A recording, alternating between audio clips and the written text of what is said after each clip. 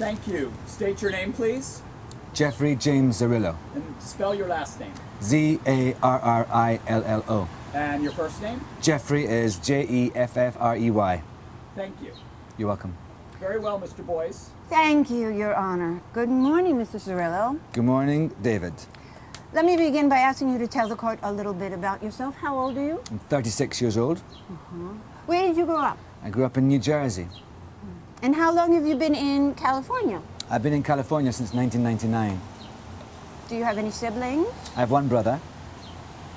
Tell me about your parents. Are they married? My parents have been married for 41 years. Is your brother married? My brother has been married for just about 14 years. Where did you go to school? I went to the Brick Township High School in Brick, New Jersey. Did you go to college? Yes, I did. I graduated from Montclair State University in Upper Montclair, New Jersey in 1995. Are you employed? Yes, I am. What do you do? I work for AMC Entertainment Incorporated. How long have you done that? It's the only job I've ever had for 21 years. How did you start? I started as a ticket taker and worked my way up into General Manager of Operations, which I currently am today. Are you gay? Yes, I am. How long have you been gay? As long as I can remember. How long have you been openly gay? I came out in stages. I came out to some co-workers and friends that I had in California when I was 25, and ultimately came out to my friends and family in New Jersey when I was just about 30. Why did it take you so long? Coming out is a very personal and internal process. Excuse me. You have to get to the point where you're comfortable with yourself, with your identity and who you are. So it was difficult when I grew up through school and peer pressure and the things you hear and the things you see and the things you read about with regards to the gay and lesbian community and what coming out means and that process that people go through. And it changes you. Ultimately, you get to the point where you're comfortable with yourself, while previously, when you were going through the process of deciding to come out, your thought process included what other people would think of you coming out. But it's not about that. It's not about anybody else at the time.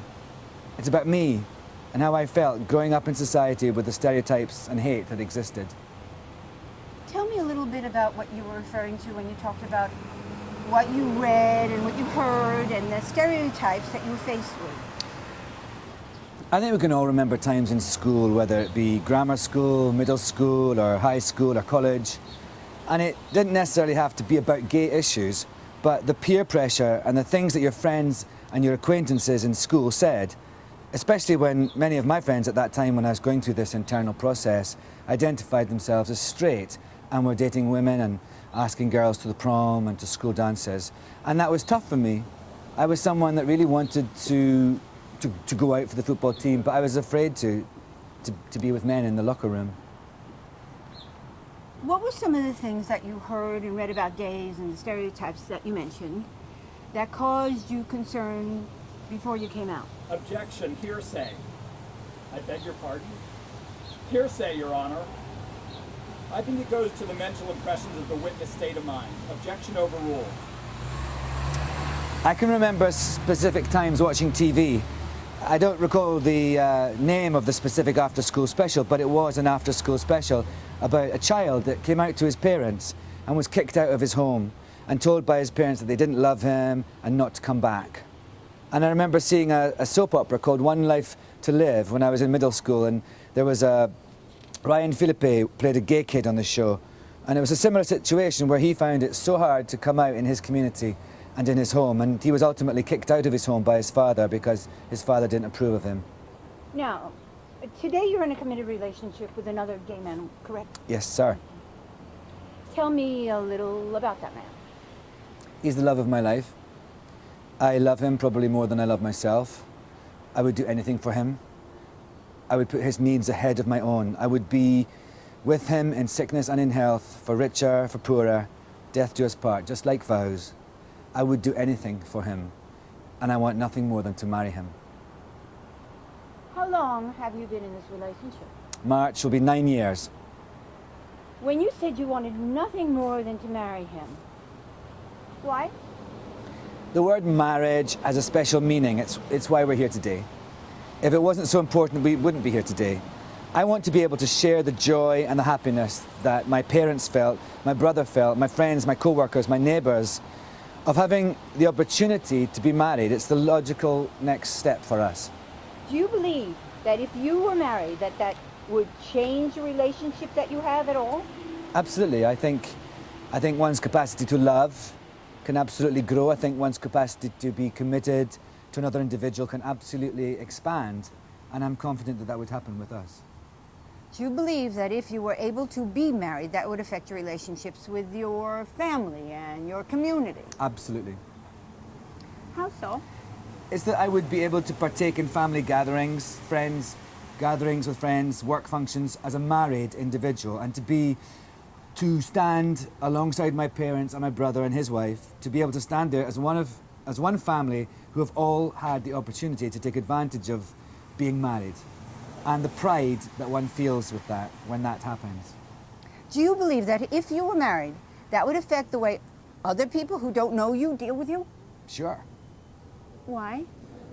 When someone is married, and whether it's an introduction with a stranger, whether it's someone noticing my ring, or something of that nature, it says to them, these individuals are serious. These individuals are committed to one another. They have taken that step to be involved in a relationship that one hopes lasts the rest of their life. Now, do you have any children? No. Have you thought about having children? Yes, we have. Have you talked about having children, the two of you? Yes. Why haven't you had children? Paul and I believe that the important step in order to have children would be for us to be married.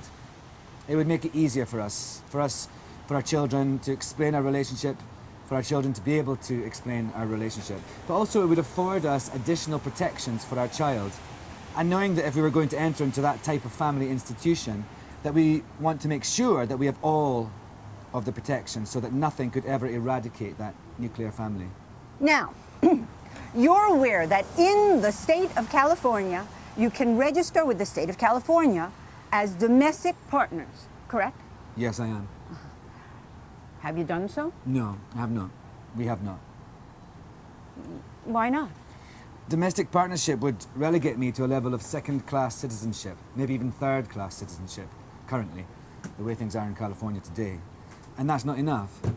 It's giving me part of the pie, but not the whole thing.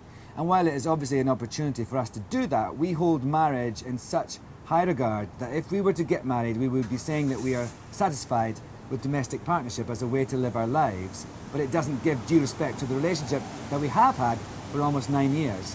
Only a marriage could do that. Do you have friends who have registered as domestic partners under the California state law? Probably. It's not something that's talked about. Do any of your friends celebrate anniversaries of registering as domestic partners? No. Well, that sort of thing? No. How does not being married affect you in your life? Does it subject you to further discrimination? Yes, it does. How so? The discrimination, whether directly or indirectly, it's pervasive, especially after Prop 8. Prop 8 has emboldened other states to take similar actions, and that makes it difficult.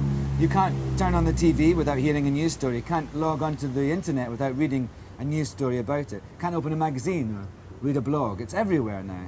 Those are daily reminders of what I can't have. Have you encountered instances where, because you are not married, you have been placed in embarrassing or awkward situations? Yes, I have. Can you give me some examples? One example is when Paul and I travel.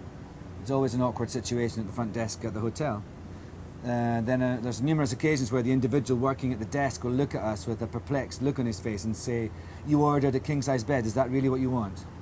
And that's certainly an awkward situation for him and for us. And yeah, it is, it's very awkward. There's been occasion where I've had to open a bank account. Paul and I had to open a bank account, and it was certainly an awkward situation walking to the bank and saying, my partner and I want to open a joint bank account, and hearing, is it a business account, a partnership?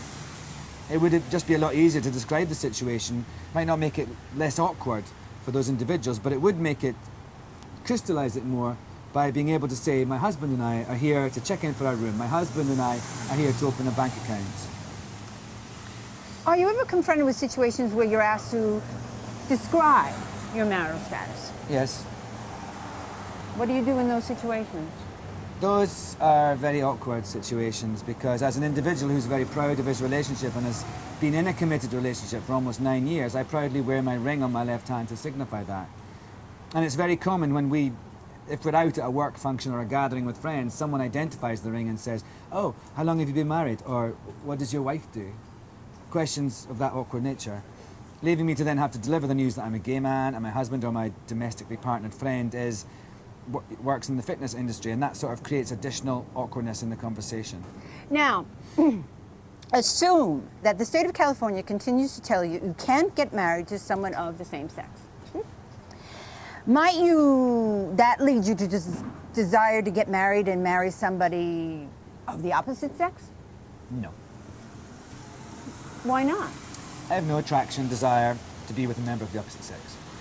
Do you think if somehow you were able to be forced into a marriage with somebody of the opposite sex, that would lead to a stable, loving relationship? Again, no. Your Honor, I have no more questions. Very well, Mr. No questions, Your Honor. Cross-examination? No questions. No cross-examination. Very well. Then, Mr. Rillo, sir, you may step down. Thank you, Your Honor.